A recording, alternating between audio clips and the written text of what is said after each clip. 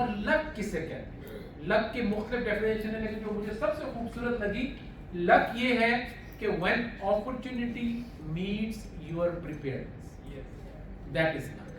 अगर अपॉर्चुनिटी यहाँ पे है, मेरी प्रिपेयर्डनेस लेवल यहाँ पे है, मेरे लिए वो लक नहीं है, लेकिन जिसकी प्रिपेयर्डनेस यहाँ पे है उसके लिए वो लक है। लॉजिकल फ्रेमवर्क बेसिकली वो टूल है जो आपको is a tool for improving the planning, implementation, management, monitoring and evaluation of projects.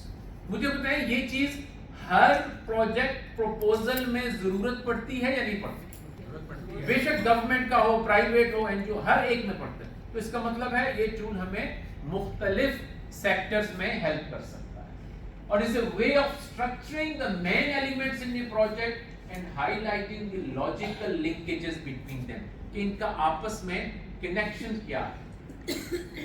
This is a flexible planning and monitoring tool and it presents all level of a project, makes the coherence between levels visible, should be developed at an early stage and can be used for both small and large projects, and should be revisited and revised.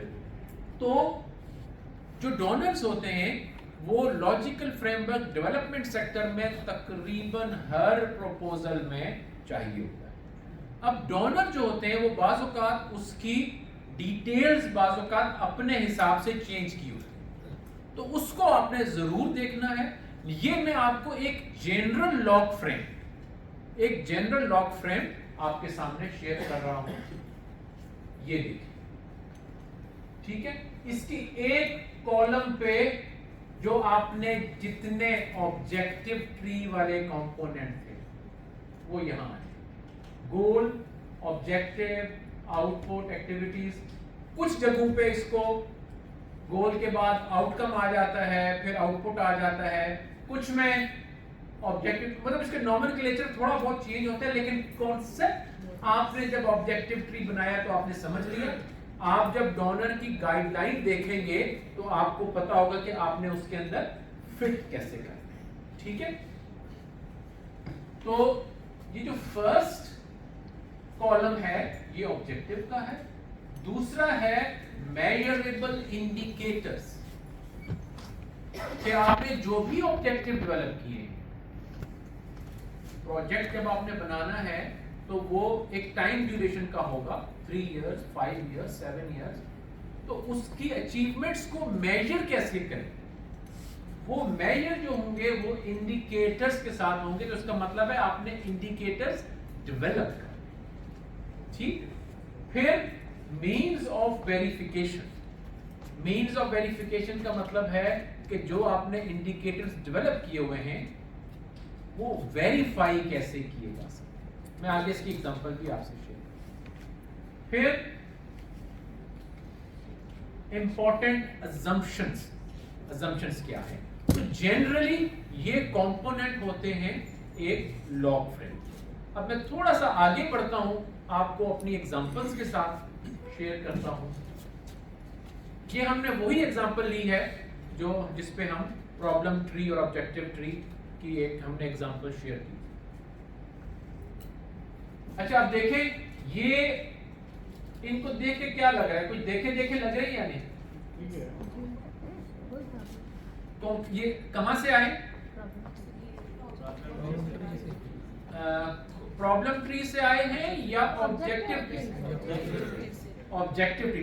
Problem tree ने हमें help किया है objective tree develop करने में। और जब हम proposal लिखते हैं, आई एम श्योर आपको पता है कि प्रपोजल के मुख्तलिफ कंपोनेंट्स हैं, उसमें जो पहला एक कंपोनेंट होता है वो यही होता है कि किस इशू को आप लोग किस इशू पे काम करेंगे।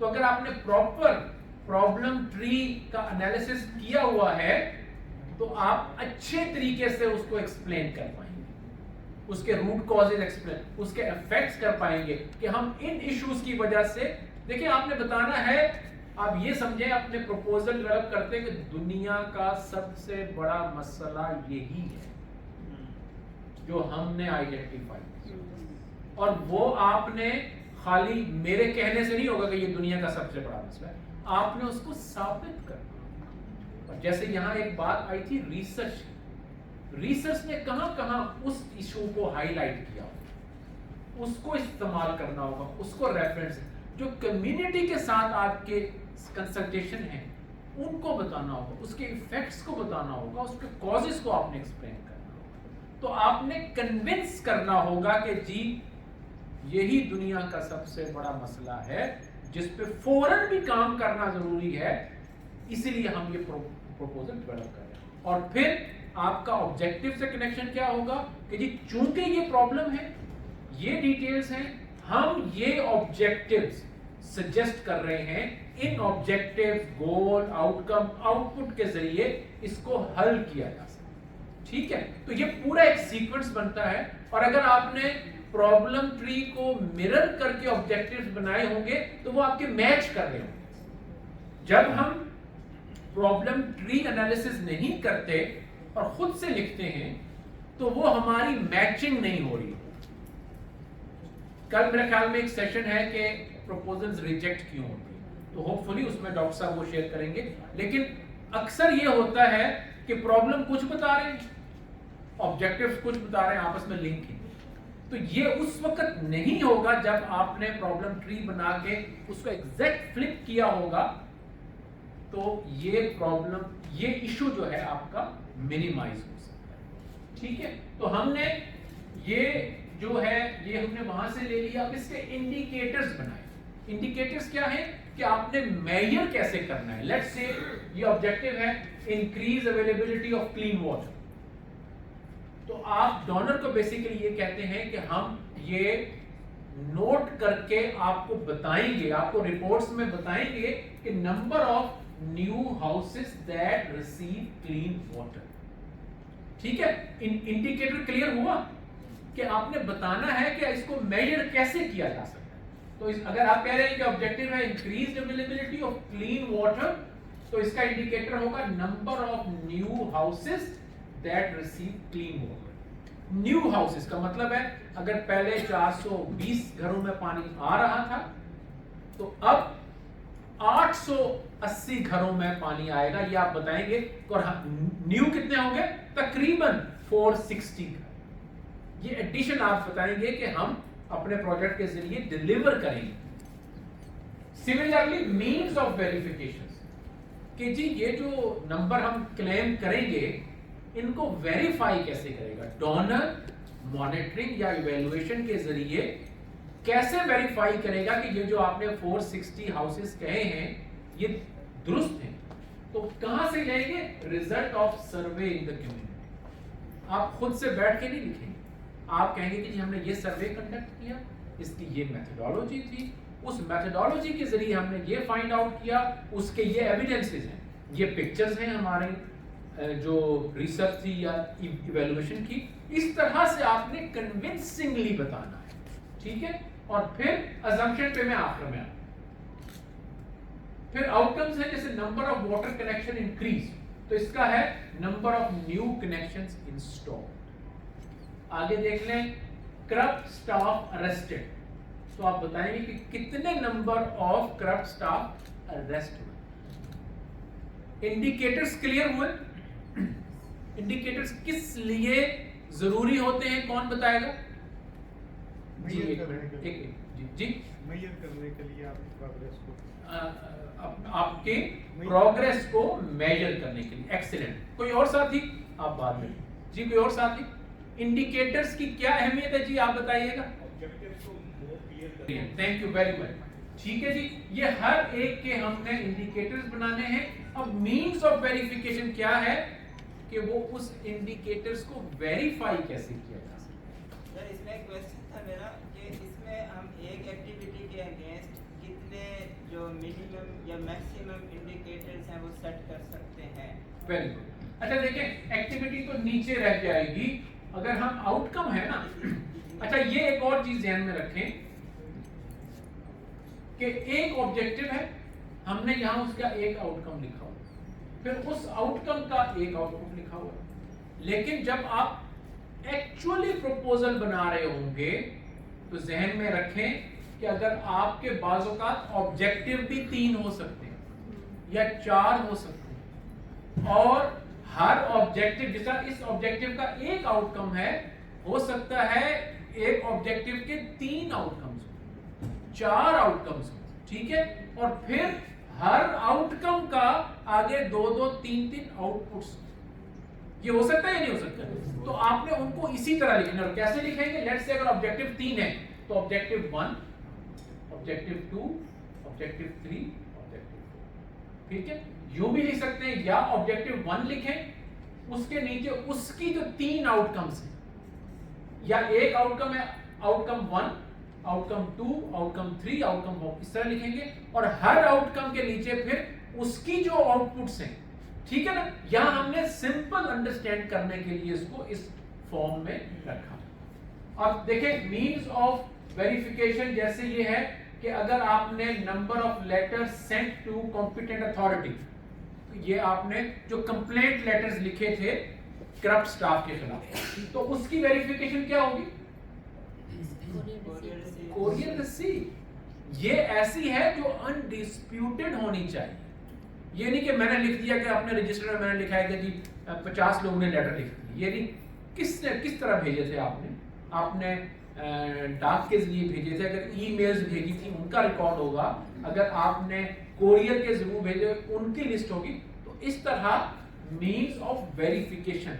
अच्छा, ये नॉर्मली तो ऐसा होता है कि जब प्रोजेक्ट आप काम कर रहे हैं उस वक्त ये चीजें सामने आएंगी ना, लेकिन जब आप प्रपोजल बना रहे हैं तो आपने कंप्लीट जैसे प्रोजेक्ट साइकिल को मुकम्मल तौर पे एक्सप्लेन करना है। ये आपने पहले लिखना है। इससे डोनर को क्या पता चलता है?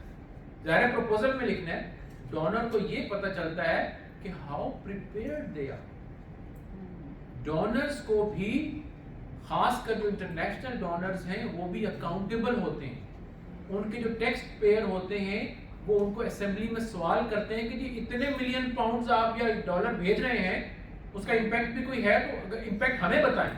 अवाम कहती है, लोग कहते हैं, तो वो भी आप वहां भी कंपटीशन है, तो आपने मुकम्मल मेहनत करनी है और एक स्ट्रॉन्ग प्रपोजल बनानी है। नॉर्मली जब डोनर के सामने जाती हैं, अब आपकी प्रपोजल क्या हो सकता है 40 पेजेस या 80 पेजेस। नॉर्मली सबसे पहले, जब मैं उस साइट पे था तो सबसे पहले लॉग फ्रेम पे, क्योंकि लॉग फ्रेम 1 पेज पे होगा या 2 पेज पे, ठीक है।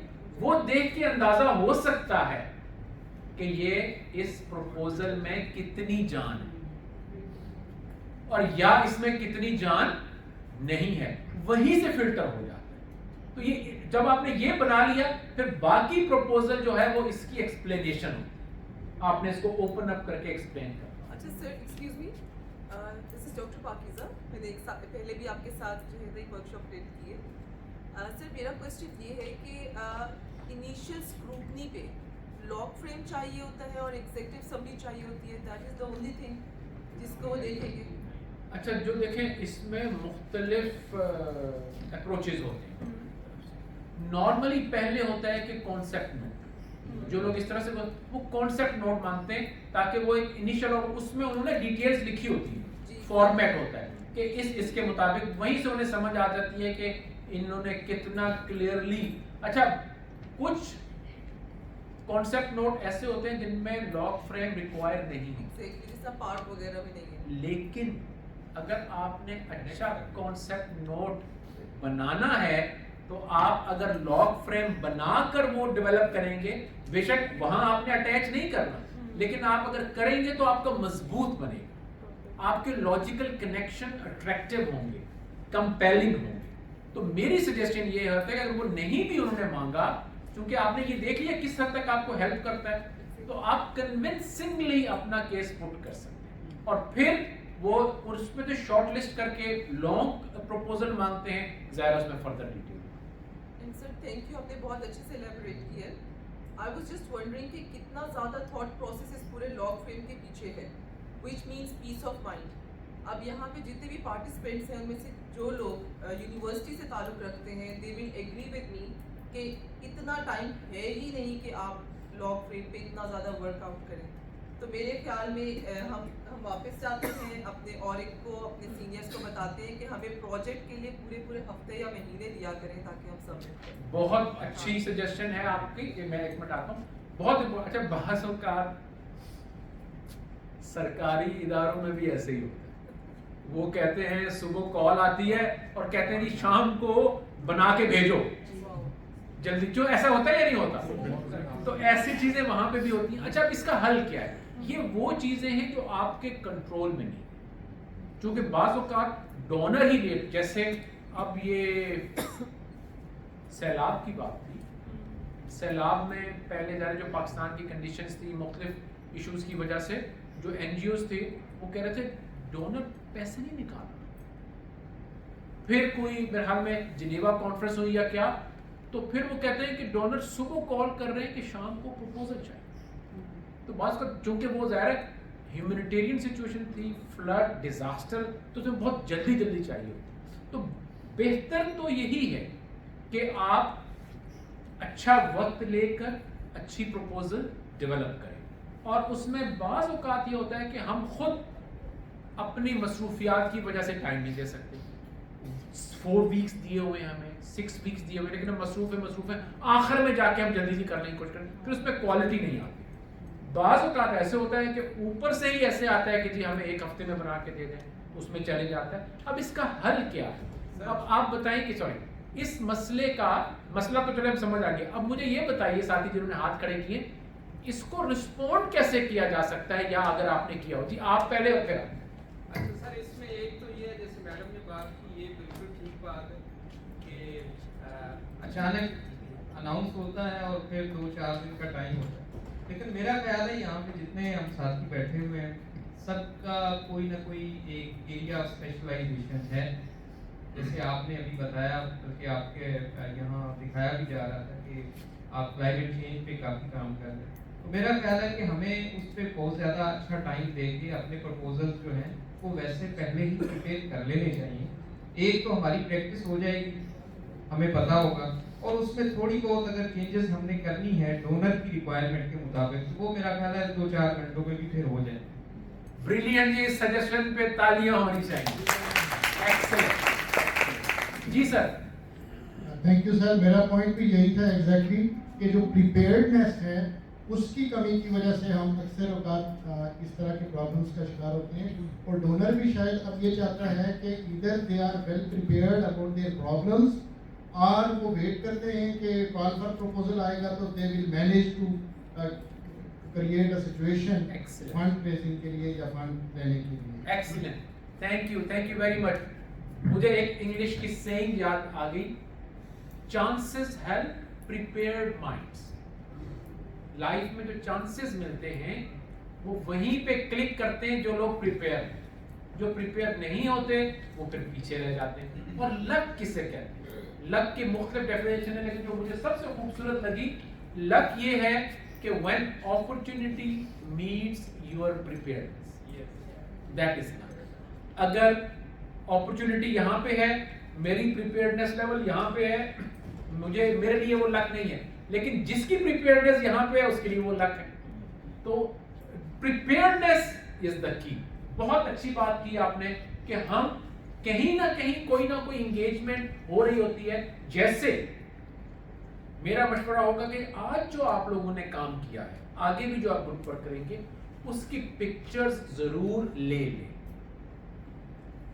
एक तो जब आप बाद में प्रैक्टिस करेंगे तो आपको ये जगह याद आएगी, ये डिस्कशन याद आएगी, आपको वो कनेक्ट करने में चीजें आसानी होंगी जब आप रियल काम करने लगेंगे। या हो सकता है वो कॉन्सेप्ट ही आपको आपकी उस सिचुएशन पे अप्लाई हो जाए जो यहाँ डिस्कस किया होगा। तो ये प्रिपेयर्डनेस इज द की। जी आप ऐड करना चाह रहे थे?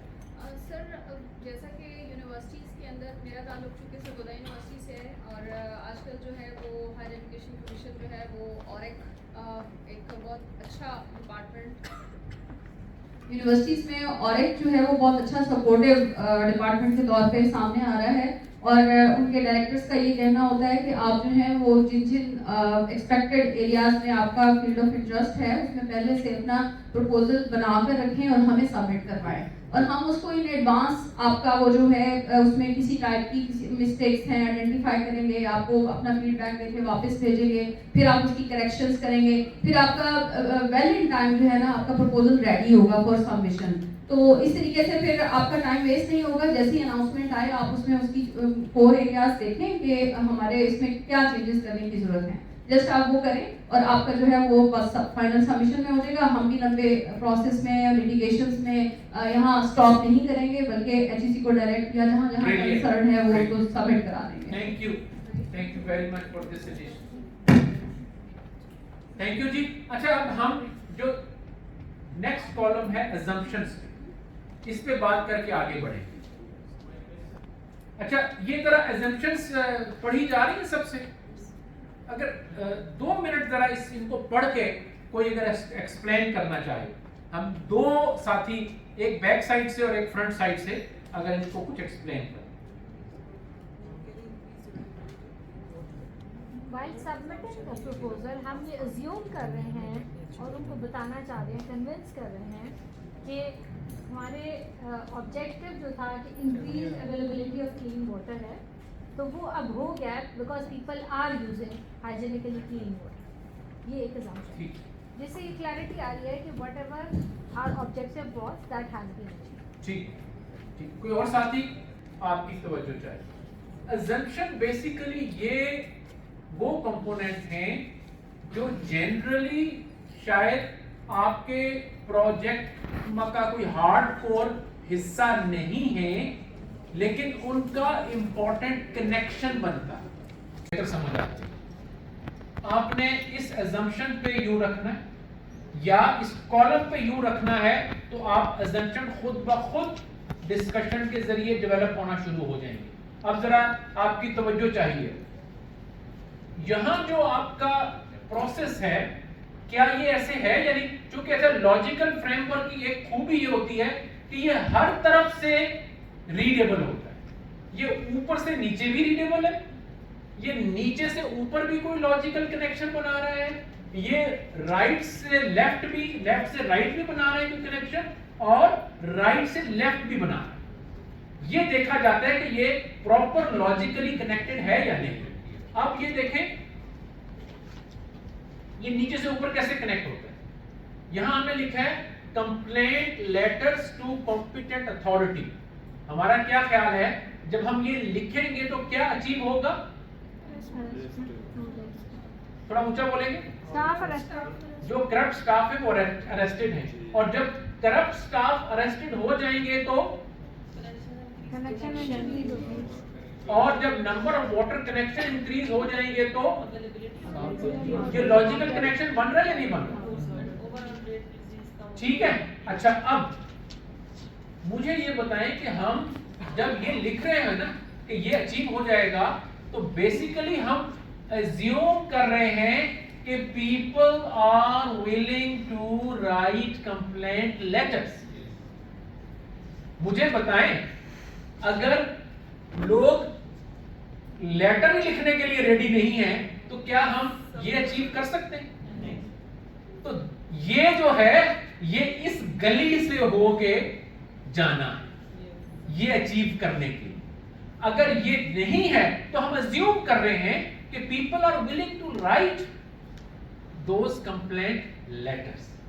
ठीक है। इसी तरह हम कहते हैं कि करप्ट स्टाफ अरेस्ट होगा तो पानी के कनेक्शन बढ़ना शुरू हो जाएंगे। तो हम बेसिकली क्या अज्यूम कर रहे हैं कि